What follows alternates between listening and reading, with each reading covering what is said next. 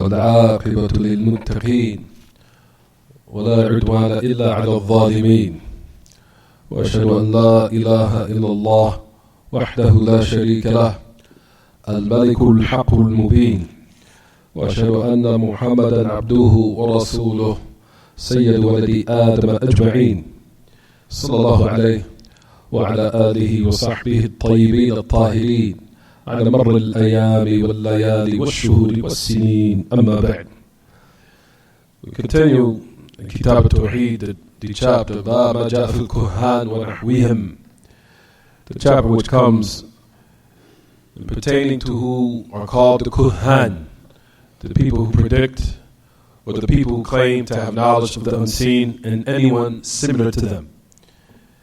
Which on this night, inshaAllah, this Layla al-Mubarakah, the night of the 29th of Safar, as far as the Hijri calendar was still in the month of Safar,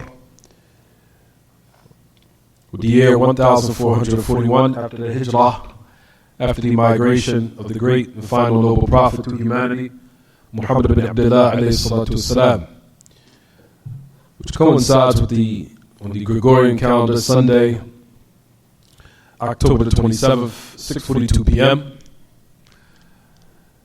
And as we continue in this chapter, as we were discussing the hadith of Abu Hurairah, we said, Ali Nabi Sallallahu Alaihi Wasallam, قال من أتى كاهنا, whoever comes to a kahin,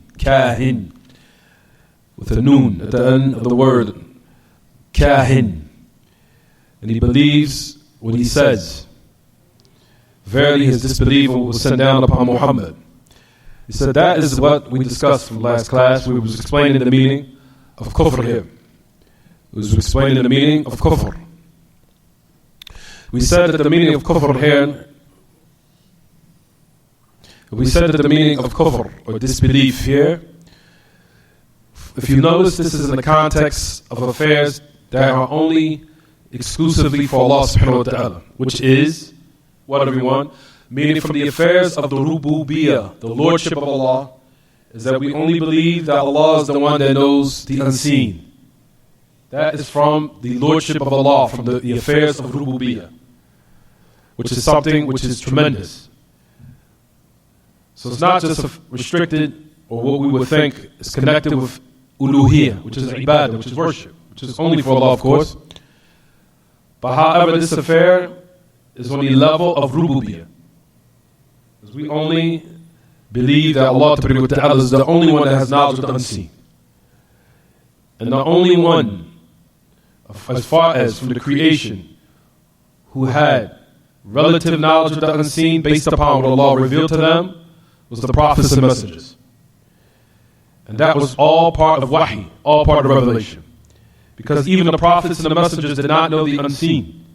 They did not have knowledge of the affairs, what they call ilm al-ghayb mutlaq. The knowledge of affairs, or absolute knowledge of the affairs of the unseen. They did not. As the Prophet ﷺ even, of course, what Allah subhanahu wa ta'ala mentioned, that the Messenger of Allah ﷺ say, O Muhammad, he said, وَلَوْ كُنْتُ أَعْلَمُ الْغَيْبِ لَاسْتَكْثَرْتُ مِنَ الْخَيْرِ وَمَا مَسَّنِي السُّوءُ. That's an ayah.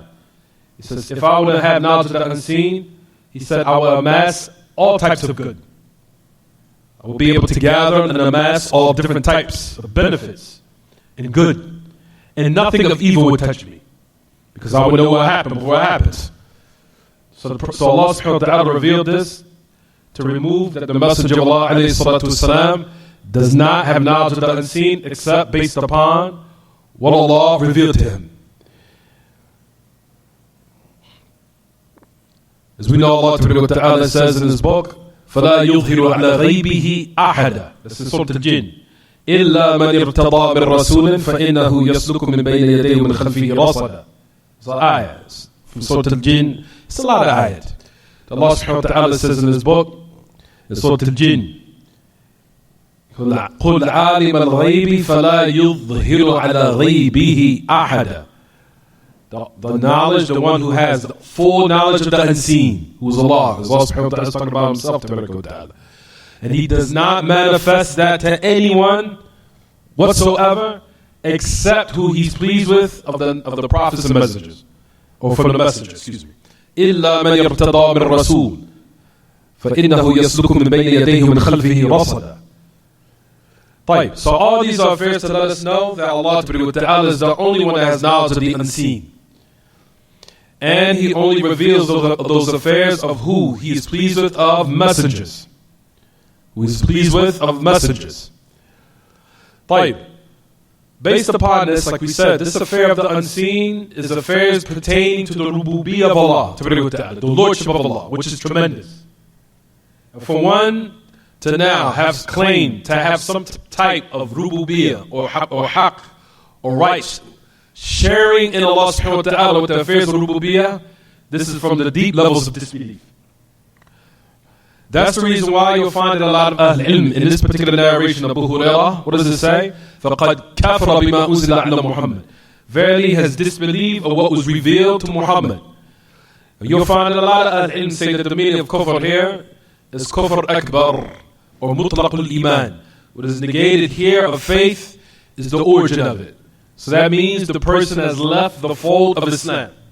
Because the context of this narration is talking about the affairs of the rububiyyah or the lordship of Allah, where Allah is the only one who has that right, and rather He Ta'ala is the only one that has that characteristic. As far as the prophets or the messengers, or who Allah gives some knowledge of the unseen to, from the creation, from the prophets and the messengers, then we talked about this before a couple of weeks ago.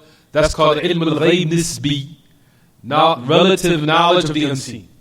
We talked about this before a couple of weeks ago. طيب. So we said here, if you look in your books, the hadith of Abu Hurairah. The hadith of Abu Hurairah. Which hadith of Abu Hurairah we're talking about, Musa? Where's it at in your book? Nope.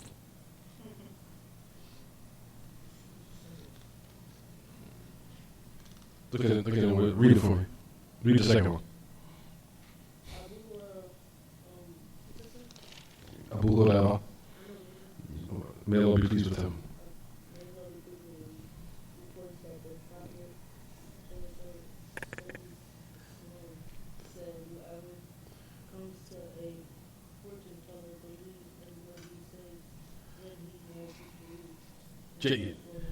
Focus. Stay with me. Focus. You guys are supposed to be more focused than I am. I'm the one that's old. طيب. So he's saying, it says, verily the one who comes to a kahin, he believes what he says, he has disbelief. So we said disbelief here could be, and which you will find that the majority of Ahl-Ilm say that the meaning of kufr here is the major kufr. طيب. There is from Ahl-Ilm that say, it's kufr dun al-kufr, as we said in this last class. They say it's of the lesser kufr, which is disbelief of lesser disbelief, which means, what everyone? Major sin. Major sins. Right. That's based upon the one, for example, that, let's just say, for example, he's ignorant, he did not know, or what have you. Did not have knowledge of this affair. He might be excused due to his ignorance, or a new shahada, or what have you. A new just person that just embraced Islam recently, or what have you. We also mentioned they are from al-ilm, like we said, especially those who see that it's lesser belief. The one who says that it's of lesser of the less belief. What do I mean by kufr dun kufr? Belief of the lesser, or disbelief of the lesser disbelief. What does that mean, everyone? What does it mean? Disbelief of this lesser disbelief. What does that mean? Major sins. Write that down. Major sins. Disbelief of lesser disbelief. What does that mean? J. Major sins. طيب. So a person would say, we need a little bit more clarification. What do you mean? Because we know there's kufr, there's disbelief of the belief system. That will remove you from the fold of Islam. Then you have kufr of the actions. Kufr al-amali. Disbelief of the actions. Does that remove you from the fold of Islam? No. Kufr al-amali means sins that are done with the actions. So that's what we're talking about here. When you say kufr duna kufr, the lesser of what? The less belief of less disbelief of the lesser disbelief. Meaning, the first type of disbelief is the major disbelief of the belief system. It will remove you from the fold of Islam, nullify it. For example, person denying, or let's just say denying the unseen, or believing that the unseen is for the creation. That's like we're talking about that topic here, what we're discussing now. طيب. That kufr of the disbelief, or the kufr of the belief, will remove you from the fold of Islam. That will remove you from the fold of Islam. Believe Christianity, believe Judaism, Shia, communism, democracy, to the end of it. That will remove you from the fold of Islam. طيب. Then you will find in the past, if you read in certain books of Ahl al-Ilm, you have what they call kufr of the actions. Kufr of the actions. Meaning major sins.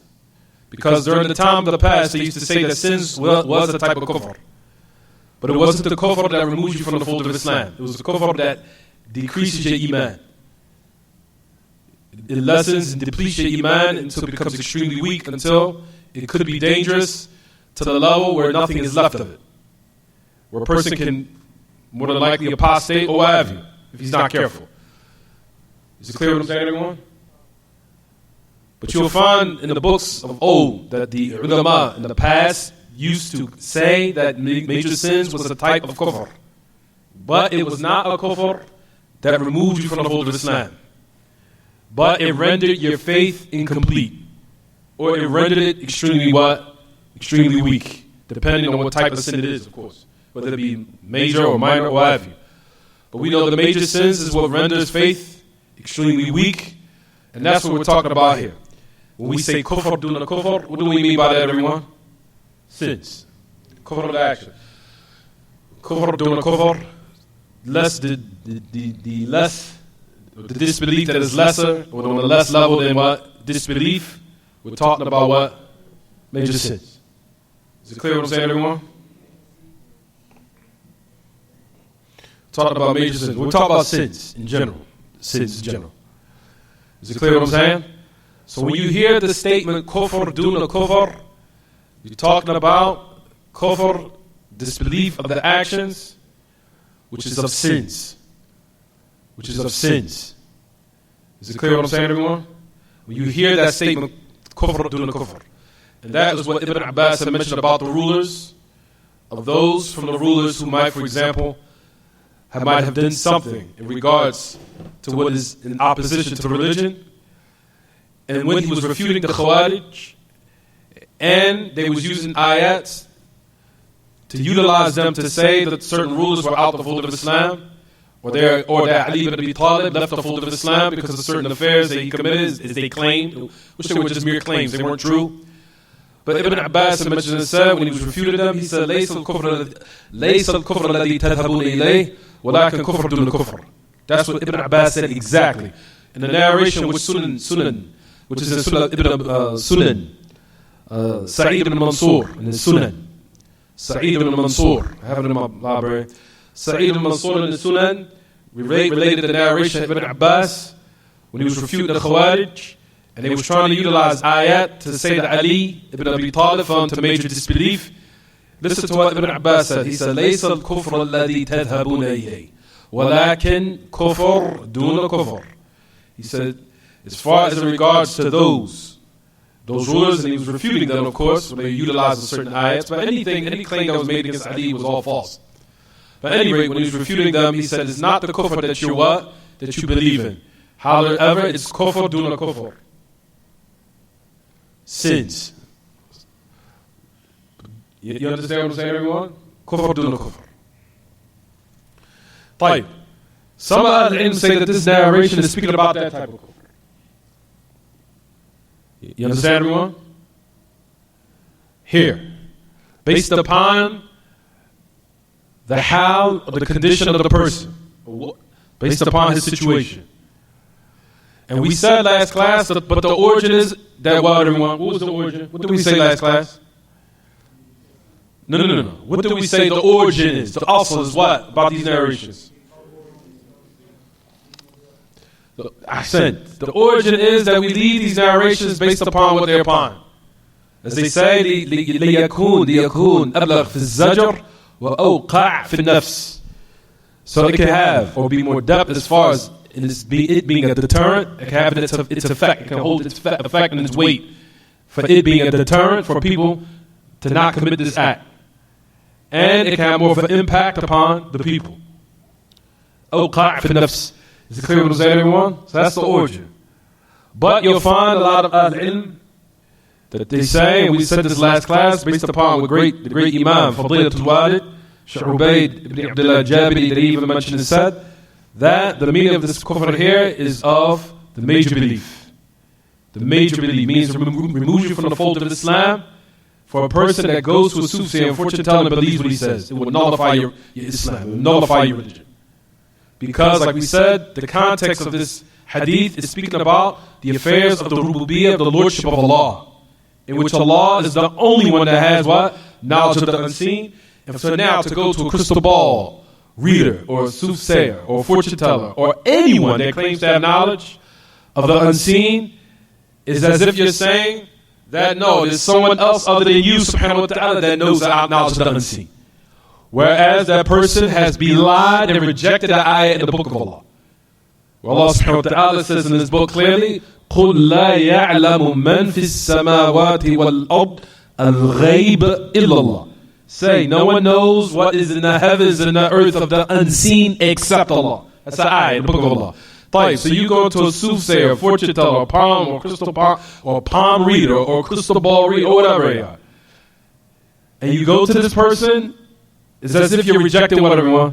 You're rejecting the verse and you're rejecting this affair in which Allah subhanahu wa ta'ala laid down to say that He is the only one that has knowledge of the unseen. We talked about the only reason why these type of satanic people know the knowledge of the affairs of the unseen is based upon the fact of what they stole from the shayateen, or what the shayateen inspired them to know, based upon what the shayateen stole from the heavens. So their inspiration comes from the devils, as we talked about. طيب, if this hadith also that we talked about last class, if you look in your books, Tariq, don't just look in your book. You just look. You guys might need electrolyte powder or something. طيب. Huh? He's good. Jayyid. You believe in what they say. Hadith. You believe what they say. I'm talking about going to them. Going to them is another affair. Believing what they say is what? Believing what they say. That's what we're talking about. Believing what they say. Well, we've already talked about going to them is highly what? Prohibited and restricted. Right, everyone? However, فَصَدَّقَهُ, the Prophet ﷺ said, فَصَدَّقَهُ بِمَا يَقُولُ. Notice the Prophet ﷺ said, فَصَدَّقَهُ, that you claim that he is what? Truthful. That's the meaning of the word صَدَّقَهُ. Believe, but the word also of the word صَدَّقَهُ means that you claim that he is truthful. That you ascribe him to the affair of sidq, of truthfulness. Of truthfulness. Him being veracious or truthful.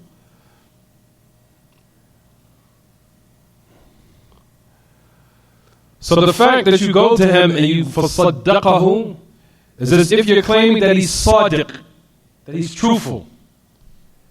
When you believe in some information that he informed you of or he conveyed to you. Right?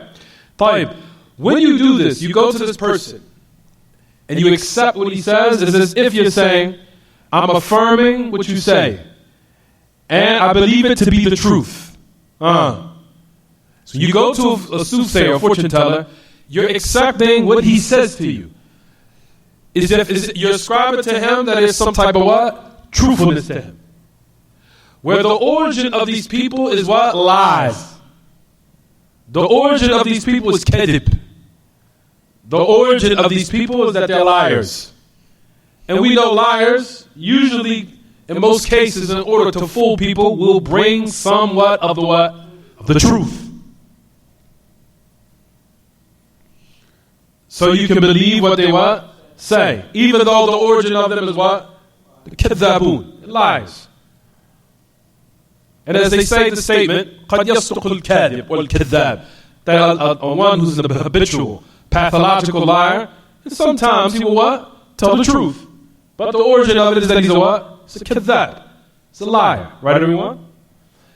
قَدْ يَصْدُقُ الْكَاذِبُ, a person who's a liar. That's based upon what the Prophet ﷺ, when he met, when the shaitan met with Abu Hurairah. What did the Prophet ﷺ say about the person who visited Abu Hurairah? What did he say at the end of the hadith, everyone? What did he say? It says, صَدَقَ وَهُوَ كَذُوب. He told you the truth in this particular instance, even though he's a habitual liar. صَدَقَ وَهُوَ كَذُوب. And the Prophet ﷺ said he's a kadhab, because the word kadhub, it's the same thing as sigha mubalagha. It's the same wazn or the scale of putting emphasis on that person, meaning this is what he does habitually. Kadhub. He habitually lies. So Abu Hurairah, that individual who came to you and told you to recite Surah Al-Kursi to protect yourself when you go to sleep at night, here, this one time, he told you something true, but know for sure he's a habitual what? Liar. The origin of him, he's a kadhab. You understand what I'm saying, everyone? We'll talk about that hadith later. Don't ask me about it right now. That is a hadith that will come later. Notice the Messenger of Allah still said he was a what? He was a liar. And the only reason why Abu Hurairah accepted what he said, because he did not know who he was. And he came to him. And he did not know who he was. He did not go to them. As your father Bid'ah tried to say, Abu Hurairah accepted some falsehood from the shaitan based upon this hadith. And it's absolute nonsense. Because number one, Abu Hurairah didn't go to him. He came to him. You understand? Secondly, he did not accept it. He went to the Messenger of Allah, and the Messenger of Allah confirmed it, whether or not it was the haqq or was it false. And the Messenger of Allah confirmed it and said yes. And on top of that, in addition to that, that Abu Hurairah did not know who he was. For if Abu Hurairah knew he was a shaitan, he would have what? He would have rejected him. He says, get away from me. A'udhu billah. You understand? Is it clear what I'm saying, everyone? So he knew if he knew he was a person, he was a shaitan, he knew he was a person of falsehood. You understand? But he did not know who he was, he did not know. And he went to the Messenger of Allah to confirm. He didn't just accept it. He went to the Messenger of Allah, such and such happened. And he said this. The Messenger of Allah confirmed it. No, it is the truth, but know for sure he's still what? He's a habitual liar. Meaning, if he comes back again, then of course Abu Hurairah would what? Get away from me. Stay away from me. You understand? Because now he knows who he is. Stay away from me. Get away from me. Is it clear what I'm saying, everyone? Tight. So based upon this narration, the reason why the person has fallen to the levels of disbelief, because the Messenger of Allah said, فَصَدَّقَهُ, meaning that you ascribe this person who reads your palm, he reads your palm, or he reads this crystal ball, or he reads certain lines, or he reads in certain cups, because it's all forms of kahana. It's all different types of what? Predictions of the unseen, which we gave different examples of before. Whether or not a person drinks out of a cup of an individual that might have just drunk some tea, and the little drops that are left. There are certain countries where they take a cup and they'll try to look inside the finjan, inside of the teacup, and they'll try to look at it, and they claim to have some so-called knowledge of the unseen, predicting that this individual, certain things are going to take place, because they have their own type of method of reading certain things as they claim. It's all different types of kahana. But that's just some of them we mentioned, right, everyone? We talked about how sometimes they can take your hair, or they might take a picture, or they might tear some of your clothes that you wear, take it home, put it close to them, lay it close to their bodies, and go to sleep, and then try to now conjure up certain things in their minds, or some type of premonitions they might have, or visions, and then tell you the next day, this is such and such going to happen in your life, to the end of it. All that is part of what they call kahana. All of that is part of what we're talking about. طيب, we said that the origin of these people is that they're all what? كذابون. They're all liars. And the fact that you go to them and you believe and accept anything they say is as if you're ascribing to them the characteristic of sidq, of truthfulness. Where that the origin of them is that they're all what? Liars. As Allah subhanahu wa ta'ala says in this book in Surah Al-Shu'ara, where He says, تبارك وتعالى, قل هل أنبئكم على من تنزل الشياطين تنزل على كل أفاك أثيم يلقون السمع وأكثرهم كاذبون. وأكثرهم كاذبون. Allah subhanahu wa ta'ala says about the shayateen, Surah Al-Shu'ara, where He says, تبارك وتعالى, talking about the kahana or the kuhan, He says, will I not inform you upon who the devils descend upon? That's an ayah. Allah subhanahu wa ta'ala says, will I not inform you about who the devils descend upon? They descend upon kullu affakin athim. Every habitual tanazzal ala kulli affak. Ifk is a tremendous lie. He's not only saying he's an affak, he's an affak and athim. A sinful, habitual, transgressible liar. Affak and athim. يلقون السمع وأكثرهم كاذبون. He said that they cast what they hear to those from the human beings, and majority of them are liars, or kadhibun. So Allah subhanahu wa ta'ala described them as being affak, and Allah subhanahu wa ta'ala described them as being kadhib in the ayah. So to let you know that they're all, the origin of all these people, that they're what? They're evil, and that they're liars. And that they're going to come with something of the truth, so you can believe what they're saying to you. They're going to tell you, oh yeah, what's going to happen to you to such and such in a week? You're going to meet a woman, and you're going to fall madly in love with her in about another month. And then it happens, and then you'll be what? Your heart will be tied in with these people. See, I benefited. I benefited from going to him or her, and they really told me something that happened.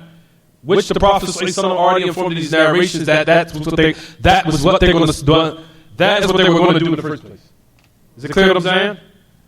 J. Patience. طيب. Let's move on. Where is he going?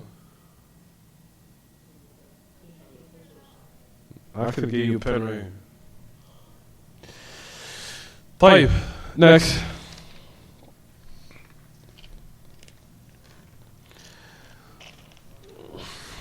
What does it say? We talked about Hadith al-Qudsi. Hadith al-Qudsi. We already talked about what's the Hadith al-Qudsi. We don't have to talk about that right now. We're going to talk about Hadith al-Qudsi. What's the meaning of it? What's the Hadith al-Qudsi? It's revelation. It's from Allah. What's from Allah?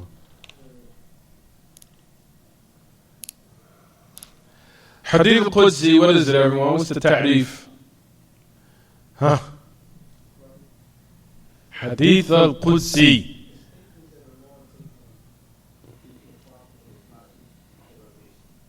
Not revelation. طيب, what do you say, Ahmed? It's me of al-Hadith al-Qudsi. I talked about it before. What's the meaning of al-Hadith al-Qudsi? طيب, تفضل, Abdullah. 100% correct. Hadith al-Qudsi is from Allah in His wording and His meaning. Both. That is what is Ar-Rajih. That was the position of the great Al-Alama Ibn al-Qayyim. Hadith al-Qudsi is from Allah in His wording and meaning. Both. You'll find that the major scholars of those who recently passed, respectfully, with integrity and respect for his knowledge, Shaykh Uthaymeen rahimahullah, in which they criticize his definition of Hadith al-Qudsi, because some people might read that in his books and say, oh, see, no, it's different. Must be different. No. You'll find that from the great A'imma who criticize the definition, what Shaykh Uthaymeen said, from that was Shaykh Muhammad al-Jami.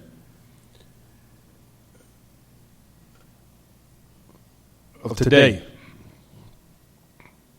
And also, I think from what comes to my mind, even Shaykh Ibn Baz. But Shaykh Muhammad al-Man is definite. Hadith al-Qudsi is both from Allah and the word and the meaning. Both. And Ibn al-Qayyim even mentioned this, saying there's no distinction. We do not say that Hadith al-Qudsi, that the word is from the Prophet ﷺ, but the meaning is from Allah. We don't say that. Why? Because if you say this agrees with the position of the deviant sect called the Asha'irah. As we know, the Asha'irah does not affirm the speech of Allah being done with words.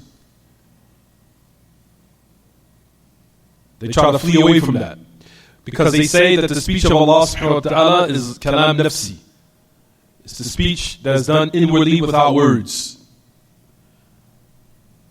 So the fact that you negate that the word is from Allah and it's been ascribed to the Prophet ﷺ, but the meaning is from Allah, is the same exact position of the Asha'irah.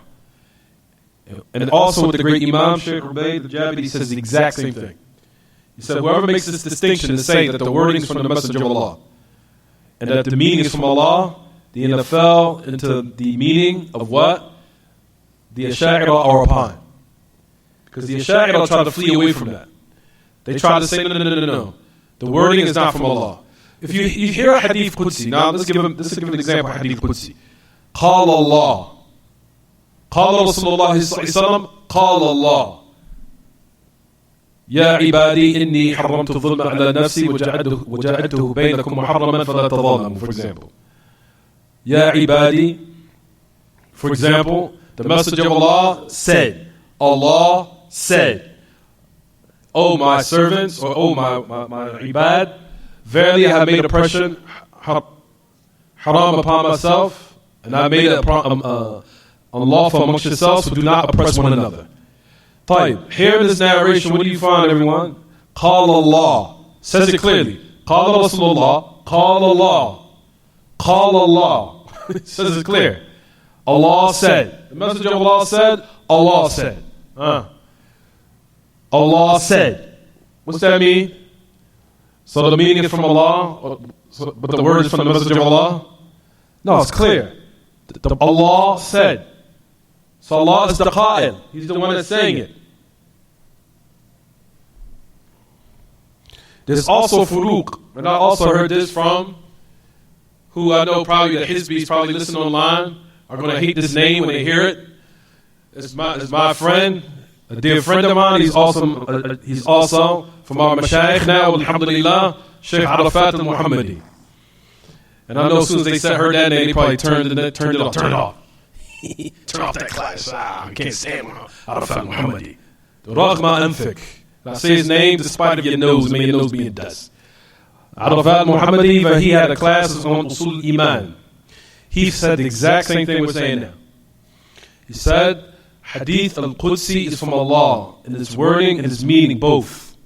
And there's differences between the Hadith Nabawi and the Hadith al-Qudsi. And we'll talk about it later because that's going to get me off topic. So the difference between Hadith Nabawi and the Hadith al-Qudsi, there's differences, but it does not differentiate as far as in the ta'rif and the meaning between them. As far as Hadith al-Nabawi, that wording is from the Messenger of Allah. The Messenger of Allah said. But we know that it's all from what? Allah. Hadith al-Qudsi, people will try to say no, it's the opposite. They say Hadith al-Qudsi, the wording is from the Messenger of Allah, but the meaning is from Allah. Is that correct? We said no. The wording and the meaning is both from what? From Allah to do with that. It says, Qala Allah. The only difference is, matter of fact, I don't want to get this. This is going to sidetrack me. That's going to take me off topic. طيب. So just know Hadith Qudsi, what everyone? Both. And also I think, but I'm going to check just to recheck, just to make sure, even Shaykh Rabi' even mentions this. Shaykh Rabi'.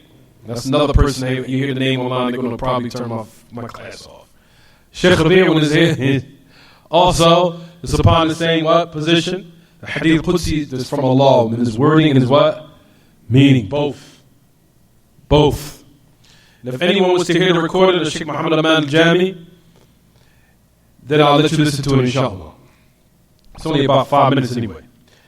طيب. Read in your books, what does it say, everyone? Rawahu Abu Dawood. So this narration was mentioned in Sunnah Abi Dawood. What's Sunnah Abi Dawood, everyone?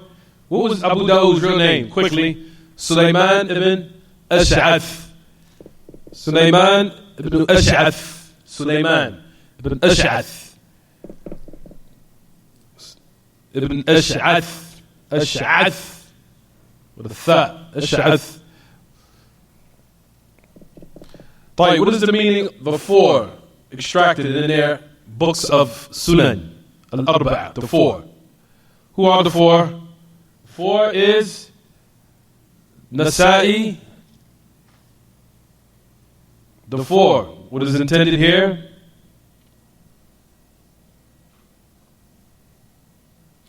Is Nasa'i, At-Tirmidhi, wa Ibn Majah.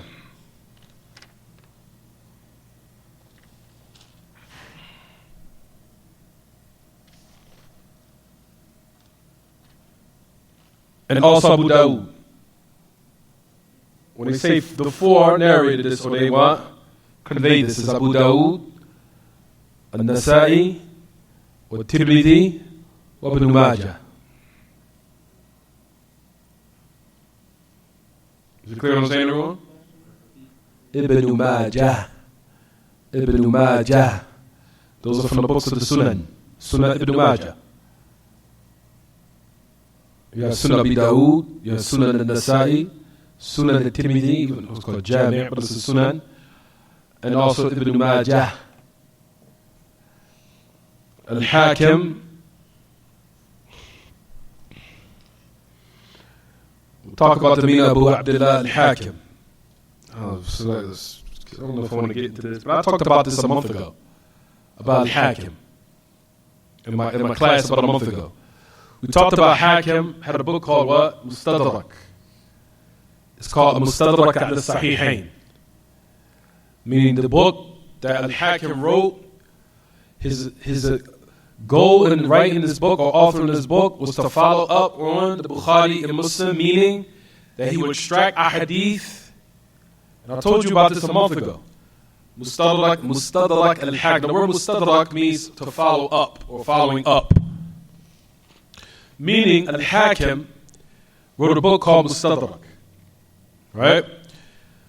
Mustadrak, the topic of it, or the reason why he authored the book, was to bring narrations that reach the level of sihha, reach the level of authenticity, but they're not in Bukhari and Muslim. Is it clear what I'm saying? We know that the shurut, or the conditions, in Bukhari and Muslim were very, very stringent, meaning they were very strict. Rather, the narrations in which Bukhari and Muslim gather in their two Sahihain, they were not conditions of sihha. They were not conditions of sihha, of just mere authenticity. Rather, their conditions was for what they call a sahiyya. Their conditions were for the most authentic. You understand? The conditions that Bukhari and Muslim put in there too, in their books, is not the conditions of mere authenticity. They wanted to go a level above authenticity, which was called a sahiyya, the most authentic. That's why they came with real strict conditions that were above the regular known conditions for hadith to fulfill the level of authenticity. That's the reason why you'll find that the Ummah has accepted that the Bukhari and Muslim are the most authentic because of the books, especially in the authentic Sunnah of the Prophet ﷺ after the Book of Allah.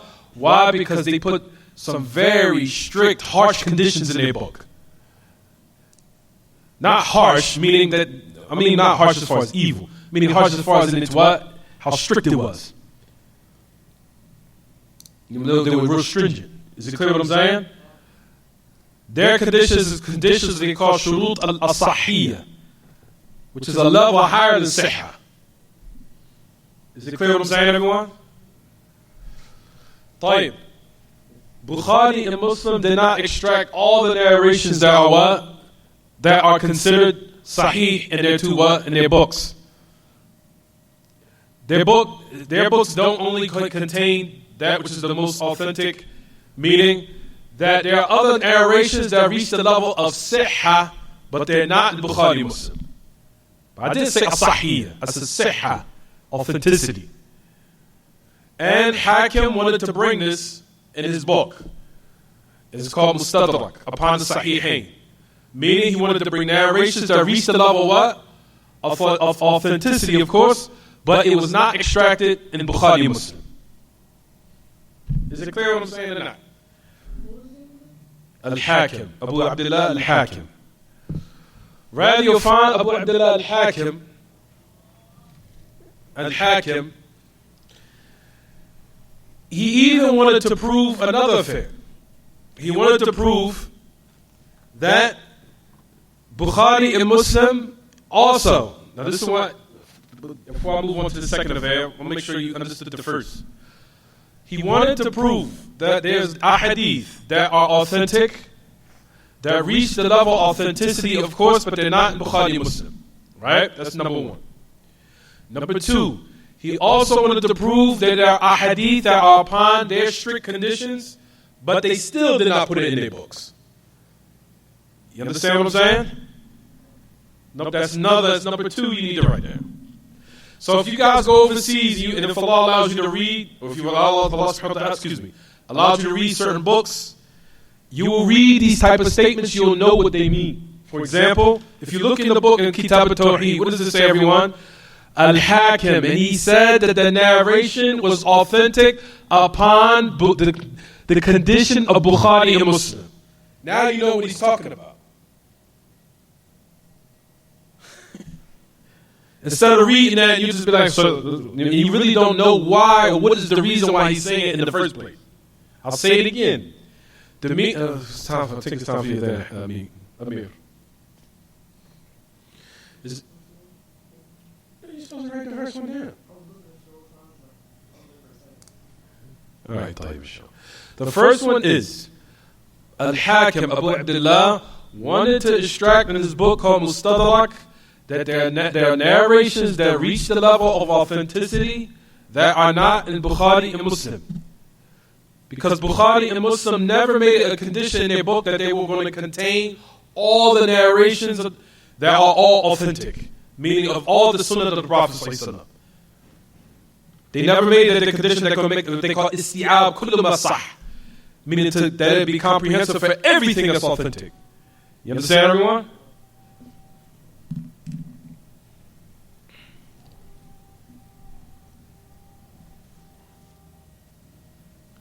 Allah Akbar, Allah Akbar.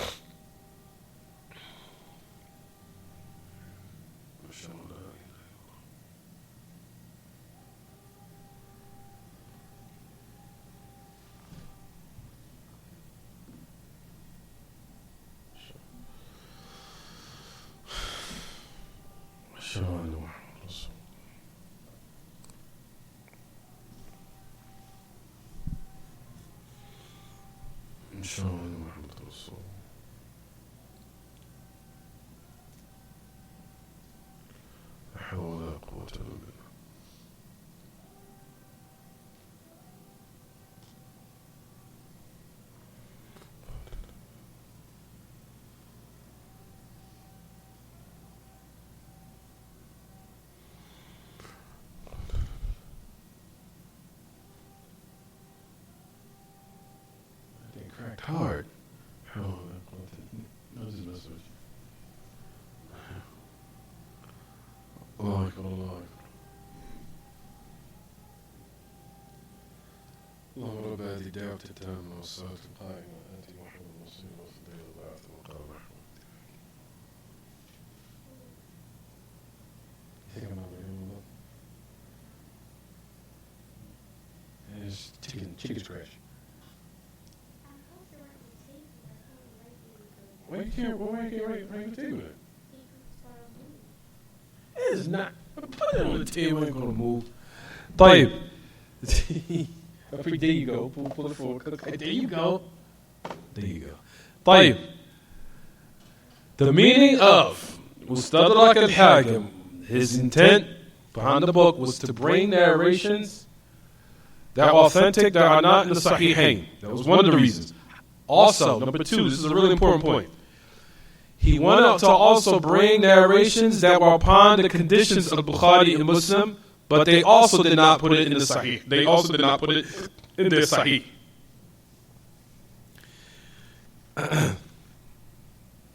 Is it clear what I'm saying? Really? Don't worry, I'm going to give you examples.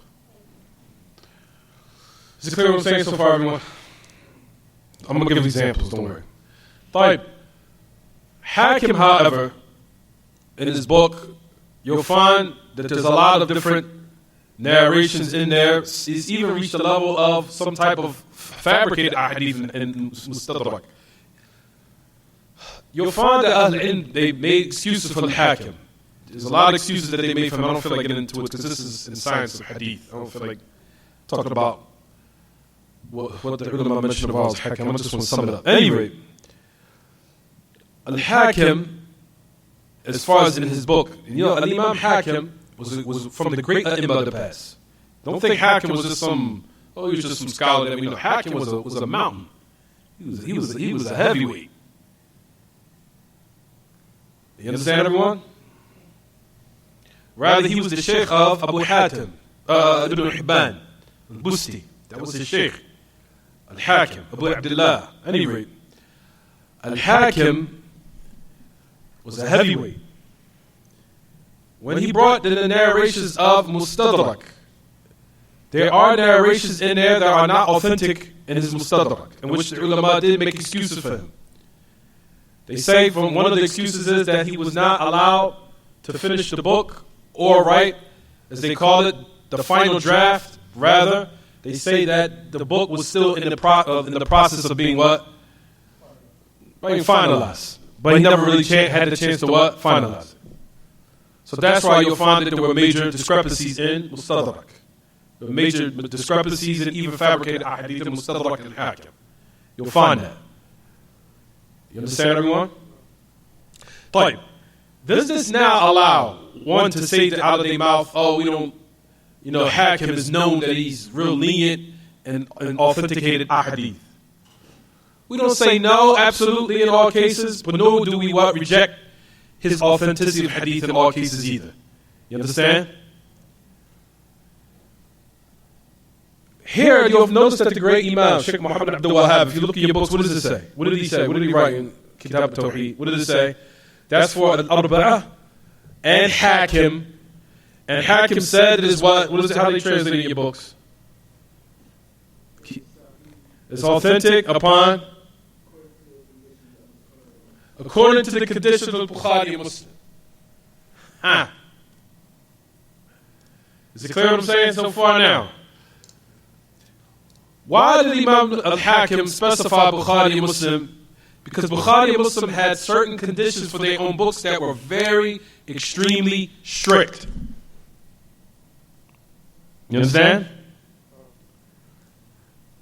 Extremely strict. So he wanted to prove a point here that there are certain narrations out there that are on their conditions that are strict, but they did not put them in their what? In their book. However, like we said, Hakim did not fulfill what he intended as far as in his book called Mustadrak, to follow up Bukhari Muslim. He did not fully fulfill what he wanted to do based upon all the different excuses that the ulama gave him, rahimahullah. You understand? However, the point of what we want just to summarize, or just keep it concise, is that Hakim, when a person says Hakim said is sahih upon their two conditions, that we don't take it in all cases, but we don't reject it either. We don't take it fully, unless we come with something that backs it up to substantiate, of course.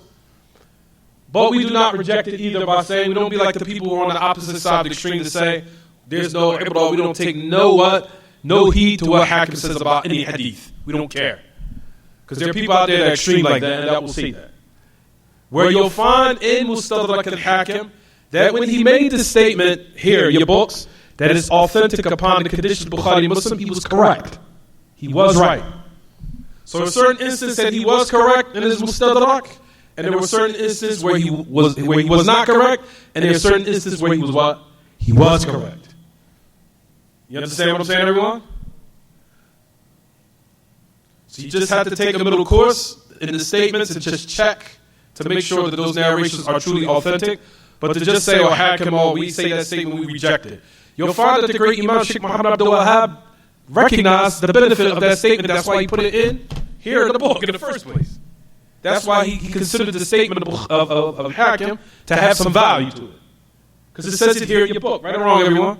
He mentioned it. Sheikh Muhammad Abdul Wahhab didn't mention it in his book, right or wrong? Didn't he not mention it? Which shows that he does have somewhat consideration for the statement of the Imam Hakim. If he didn't consider anything, he wouldn't have mentioned it.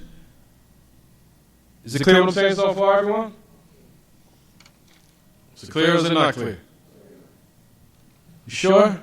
Don't tell no after the class. Can you repeat that over again?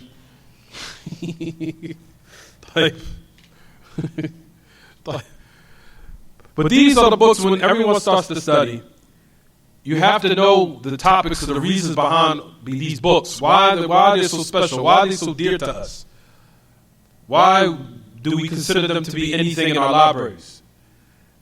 You understand, everyone?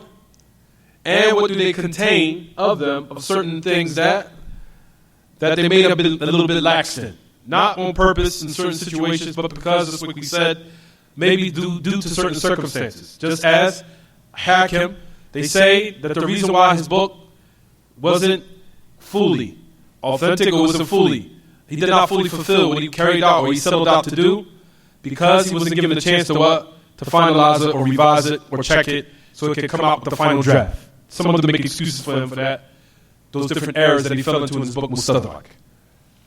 Is it clear what I'm saying, everyone? Also, Ibn Hibban. I'll talk about that later. There's a lot of books. For example, I'll just throw this out there. I don't want to get into it. Don't nobody ask me. For example, there's a book called Mawdu'at by Ibn al-Jawzi. Narrations that are fabricated. Ibn al-Jawzi, rahimahullah, he made a book called Mawdu'at, right? There's certain narrations in there that are Hasan. Is what I'm saying, everyone? In this book, Mawdu'at, there's certain narrations that are Hasan in the book. Or that the meanings of those narrations are correct. So the science of hadith is very, very accurate and precise. You have to be very careful. They're not affairs you can say, sahih, daif, mawdu'. This and science was very, very very, very precise and accurate that the ulama scrutinized and made a whole science behind it. So our religion was preserved by these different types of knowledge. So we do not be like the Jews and the Christians where we're just accepting false narrations and then we're actually actualizing them in our actions and we're drawing close to Allah by things that have not been authentically reported, where they're not mere revelation anymore. And that's what the Christians and the Jews fell into. So all this knowledge that we have was in order to preserve the religion. So we worship Allah based upon pure revelation. And that is from this religion, or that's what Allah subhanahu wa ta'ala has preferred this ummah over the others. That we worship Allah based upon what Allah subhanahu wa ta'ala, of course, said in his book, that he was going to protect the final revelation being from tampered with from men. In contrast to the other prior religions. And the reason why you see this type of knowledge that we're reviewing is the evidence to prove and show that these affairs of the preservation of the religion has been actualized. And that's the reason why you see the knowledge that we all have. See, whether a hadith is authentic, whether it's been fabricated, we have conditions for it. We have all the different men in the narrators. We know their history. We know their aqidah, their belief. We know what they narrated, what was their narrations. Everything has been recorded. From every narrator. We know what they narrated. We know the number of narration. We know where they come from. We know their aqidah. We know their belief. We know whether or not their memory was weak because it was tested to the end of it. Is it clear what I'm saying, everyone? But that's just an example of Ibn al-Jawzi. Ibn al-Jawzi had a book called Mawdu'at, Fabricated Narrations. That was the name of the book. But however, in that book, even though his intent was to bring narrations that were fabricated, But he still found the narration that was in the book that was what? That was Hasan. It reached the level of it being sound. You understand? So a person has to be careful. Because a person might bring Ibn al-Jawzi said this narration is in mawdu'at. So that means it must be fabricated. You have to be careful. It might be, but you have to follow up and check what behind it in certain cases. Because not all of everything that he mentioned in mawdu'at was mawdu'.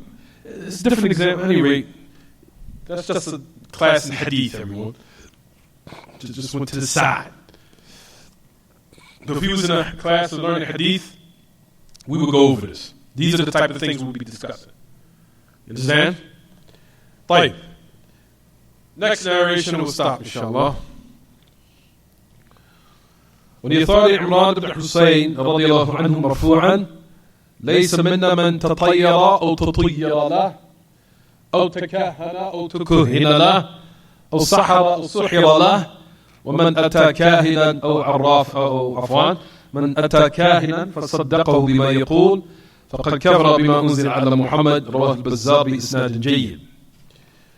طيب, he's not from us for the one. How do you translate your books? Tafadhal. Interprets. Read the whole sentence. Huh?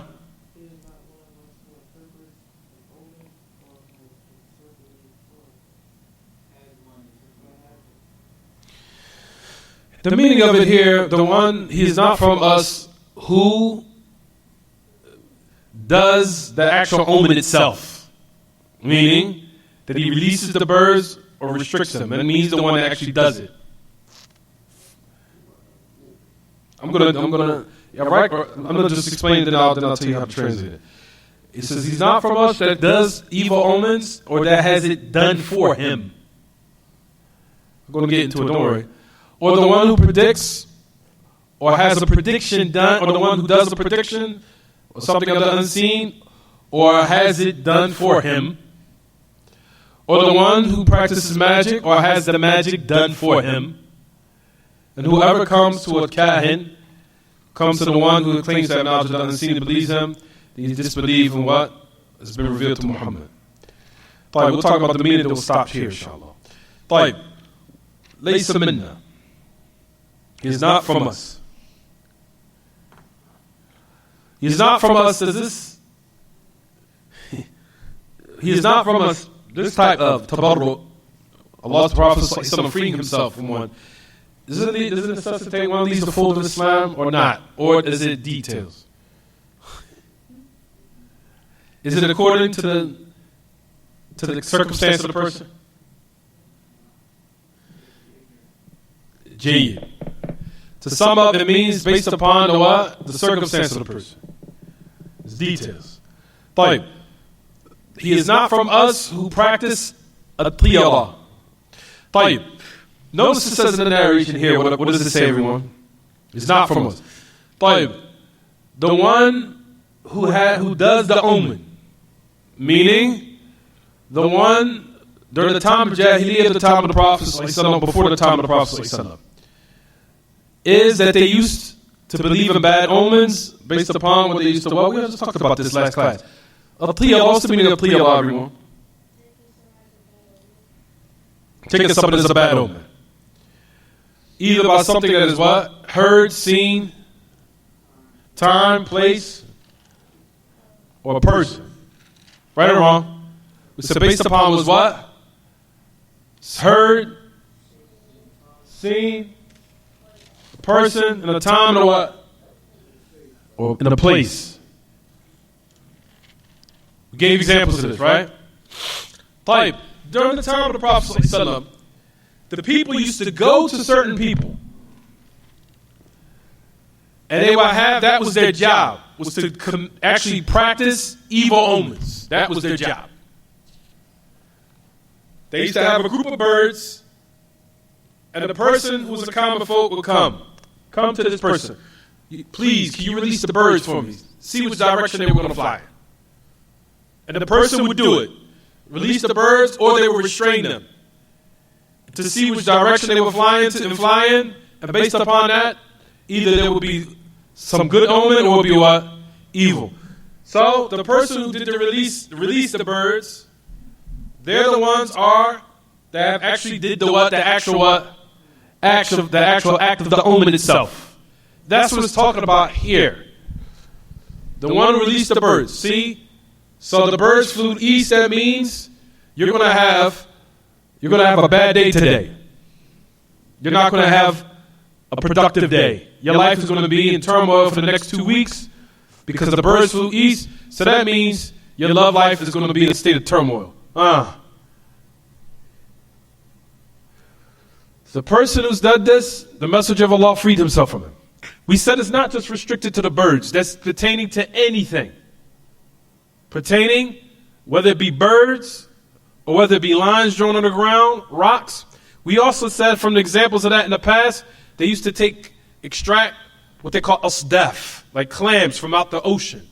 And they used to gather and they used to throw them on the ground or what have you. And based upon the shapes they would form, they used to predict certain things from happening in a person's life. That's also a form of qiyarah. That's also a form of what? Qiyarah, which is belief in good omens or bad omens. Or myths or superstitions, or what have you. The people that actually do this, extract it and they throw it on the ground, or they draw lines on the ground, or they take your hand and wipe some oil on it and they start to read in your hand, looking at it, and saying, see, this line means here that this means you're going to have a very, very awful life, and that you're only going to have 8 children, and 5 of those children are going to die, and that you're going to have to the end of it. You understand? That's part of qiyarah. That's part of what we're talking about here. You understand? It's all part of the knowledge of the unseen. Is it clear what I'm saying? However, that's or belief in the bad omens or the bad luck that we talked about. We also said that's from magic too. Also, what we discussed, for example, from of the belief of bad luck, you go to an individual or person, and they ask you, for example, can you take the clams out the ocean and throw them on the ground for me to see what's going to happen in my life? That person that actually does it and says, see, based upon the shape on the ground, that means today you're going to have a trivial life. Your life is going to be very trying for this next month. But next month, you're more than likely, everything is going to go back to normal. Don't worry. They're the one that actually did the omen for them. So the Messenger of Allah freed himself from what? From the mercy that did it. The person that came to him and asked him, can you do it for me? That's what it's talking about in the second part of the narration. So the first person is the one who does it, and the second person is who having it done for them. Is it clear? Is it clear or not? The second one, the one who does magic and the one who asks for it to be done. So a person that does the magic, they do the actual magic, and then a person comes behind him and says, here, I want you to perform it here at my masjid. That's what happened in Green Lane in Britain. Yeah, they asked Kamal Mekki to come perform or say jokes and also do magic in the masjid. It's ridiculous, isn't it? You would think that Muslims were the last people that want to partake in those fairs, and they actually did. So now you go to a magician. Can you do some magic for me? That in itself is what the Prophet ﷺ was talking about here. Is it clear what I'm saying? Is it clear what I'm saying or not? Or the one who predicts or acts or have it done for him or her. Meaning that they ask for a prediction to be what? Done for them.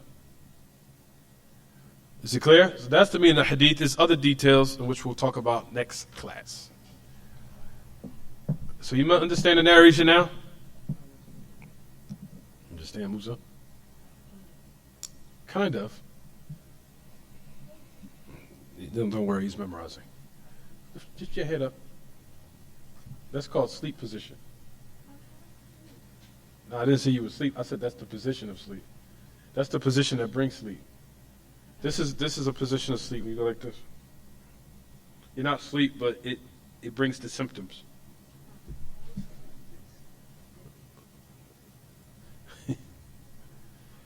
Fine. Any questions about the lesson?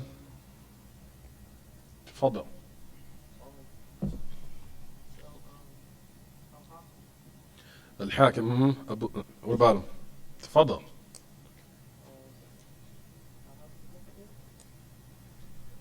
No, Al-Hakim Muqbil. That's crazy that you said that because Sheikh Muqbil checked Mustadrak Al-Hakim. Sheikh Muqbil checked it. Yeah. He checked the first 4 or 5 ayahs. Sheikh Muqbil checked Mustadrak Al-Hakim. He checked it. For some odd reason, Mustadrak Al-Hakim was never in the full manner. It wasn't truly checked in full, not fully. Because you got Mustadrak Al-Hakim, then you have Imam Dhahabi checked it. Imam Dhahabi. I don't want to get to the details of it right now. Mustadrak. It's also checked by Imam Dhahabi. Imam Dhahabi also did not fully check it as it should have been checked. Because you'll find it says أخرجه الحاكم على شرطي صحيح على شرط البخاري ومسلم ووافقه الذهبي. But in all cases it's still not correct. But in certain cases it is. It's correct. In certain cases it isn't. That's all in science of hadith. We will have to go out and do a separate class on that. That's all in science of hadith. تفضل.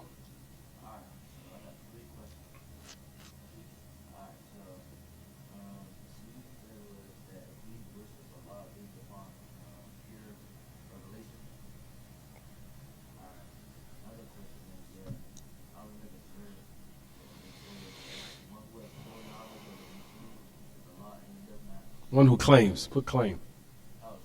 Claims to have knowledge of the unseen, full knowledge of the unseen. Say claim. Then the origin of these people is that they're liars.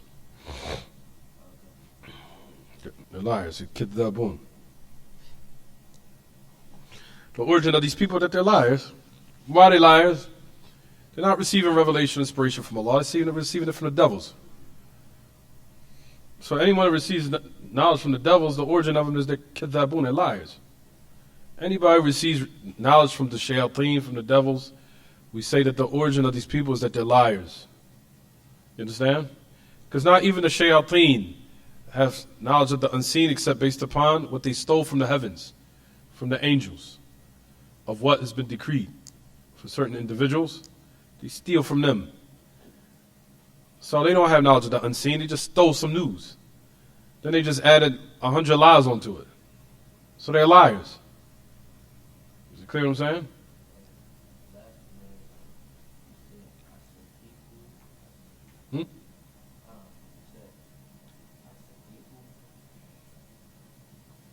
صدقه.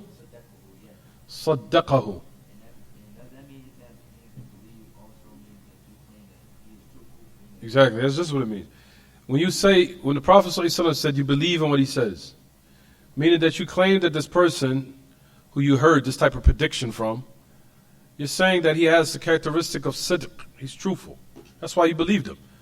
Why you believe the person? Why do you believe or accept something from a person except that you deem them to be what? Truthful. Whereas the origin of these people is that they're what? They're liars. They're liars. Kidhabun. So their origin is that they're liars. They're not supposed to be what? Not supposed to be taken from them anything. Even though they might have told you something of the truth. The fitna of these people is that you will actually find, that we'll talk about inshallah, that a lot of people that go to these people, they'll say, mashallah, I benefited because they told me something that truly happened. So I benefited. So there is some benefit in going to these people. But the Prophet ﷺ has said, of course they're going to tell you something of the truth. They're going to tell you to avoid them because they're going to use this in order to captivate you. So you can say what you're saying now. So you could be now attached to them. So you'll go back. Also, you'll find that belief in these people, also as a result of it, you'll find that there's a lot of terror and fright and horror within the people. Because you'll find that those societies that relied on these type of people, they always started to eventually start to instill in them horror and fright to scare them. Because if you'll find in the societies where, of course, where magic and sorcery and witchcraft, these were societies that had havoc and chaos and fright and fear from the people within them, because they became afraid of them, that they were going to do something to them, due to the fact that they told them something that was true. So they became attached to them, and as a result of it, mayhem and chaos ran rapid in the society. Terror, horror, fright. You know, they said something's going to happen. That means if I don't go back, something horrible is going to happen to me. They're going to predict that something evil, and it's all absolute nonsense. Or they're going to cast a spell on me. If I don't do what they tell me, they're going to cast a spell on me. I'm going to lose my wife. I'm going to lose my kids. Actually, this is chaos. This is corruption in society. Because now what comes is what ultimately comes is you'll find that they'll start to believe and be attached to these people, where they'll also go out and start killing other people. Because it's so and so, if I don't kill this person, then they say they're going to kill my family, or they're going to kill my wife. So I'm going to do this for him in order for that not to happen. Or they might cast the evil spell on me. That's the reason why these type of people, you'll find that Islam says that societies have to be what? Have to be totally cleansed from these type of people. Because there's no society that had magicians or people practicing witchcraft or soothsayers or fortune tellers or crystal ball readers, except that you'll find that society was in a state of severe darkness and evil and deep levels of disbelief. And the people were never in a state of security. They were always in a state of horror, fright, and fear. And you'll find that every person that's upon polytheism are like this. People that are upon polytheism and people that are involved in sorcery and magic, you'll find that they are never in a state of security. They're always in a state of fear and hopelessness and just being more increasing, just more stressful and stressed out. No, that's something different. Something different. Is it clear what I'm saying, everyone? That's the reason why you'll find, like we said, that Islam focuses on cleansing society from these type of people, because they are from the most heads of evil in corruption in society. They're from the heads. They cause severe corruption of destroying the curtain, ripping down the fabric of society. They'll wreak havoc in every society. There's never been where these people have been at the heads of running society, except you'll find that society was in a state of chaos, of murder, bloodshed, innocent people being killed because the soothsayer fortune teller told me to kill you. And if I don't, they were going to cast the evil spell on me. Or they were going to send some spell on my wife that was going to kill her, or kill my parents, or kill my loved ones. So now I have to kill you in order for that magician not to kill me or kill my loved ones. And you know they will believe it. So they'll go out and carry out their commands. You understand? And they say that this is going on here, but they say it's hidden. That's what they say, and Allah knows best. That's what they say. And like I said, it's not far off. Because if a person does not worship Allah, they're going to worship the devil. Or you're going to be a worship of your own desires. Or you're going to be a worship of your own intellect. Or your own mind. Or your own opinion. There's no option. The human being, the way Allah created us, is to be subservient to something. That's how Allah created the human being. To be subservient of something. And if you're not the subservient to Allah, the one who created you, you're going to be subservient either to what? To the shaitan, or your own self, your own desires, or your own mind, or your own intellect, or your own opinion. You understand? Any other question? Tafadhal.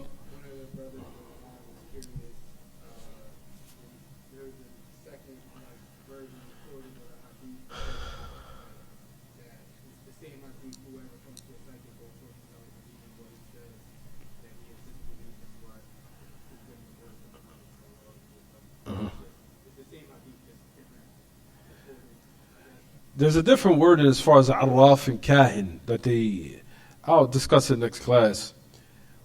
The word Kahin, Arraf, there's a slight difference in the meaning.